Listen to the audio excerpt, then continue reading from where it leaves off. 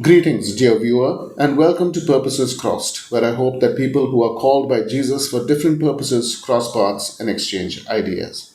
In this video, we continue with our series of reflections on the Sermon on the Mount in Matthew chapter 5 through 7. This is the 17th video of the series, and in it we look more closely at Jesus' statement in Matthew 5 verse 17 about the Torah.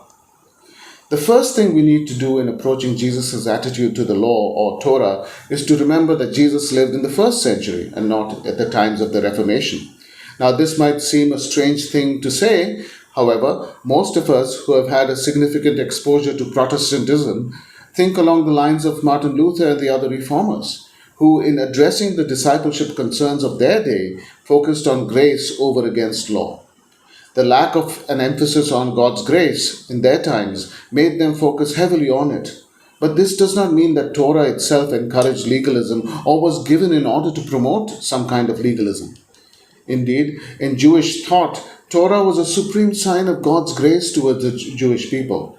Torah was God's gracious provision to the Jewish people containing the way of living that led to life. No matter how difficult it was to obey, it was not the burden we might consider it to have been. In the history of Israel, their deliverance from Egypt preceded the giving of the Torah. Grace preceded the requirements of the Torah, and hence Torah itself was the preeminent sign of God's grace to the people of Israel. In line with this, Jesus says that he fully recognizes God's grace in Torah and that he will submit to it. We, who are colored by the Reformation concerns, might cringe at this. We contend that Jesus was saying that he would complete Torah or fulfill Old Testament prophecy or fill out the meaning of the Old Testament. However, the contrast with the notion of abolishing or repealing Torah requires that Jesus had its opposite in mind, namely recognition of its continued validity, which could only be demonstrated by submission and obedience to it. This does not mean that Jesus obeyed Torah mechanistically. God gave Israel the Torah in the context of a relationship.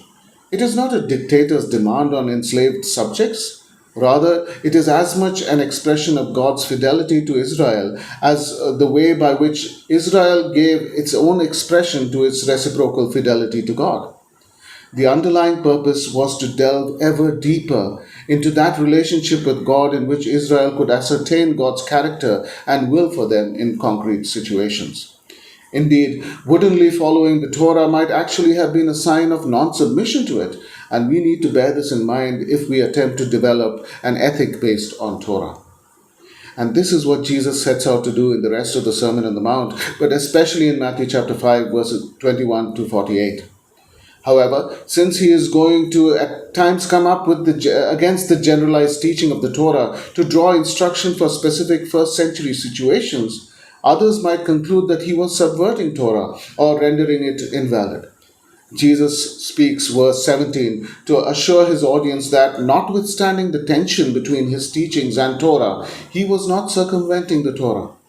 His statement in verse 17 therefore functions as a sort of disclaimer. Jesus is bringing to light a possible misinterpretation of what he was doing. Hence, when we interpret Jesus' words in the remaining parts of the Sermon on the Mount, we should be careful.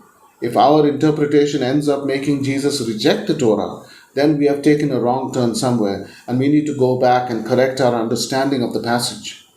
This calls for humble submission to Jesus' words and a deep desire to be led by his Spirit. For unless we submit to the leading of the Spirit, we could easily end up making Jesus say something he never did. And surely we do not want to do that.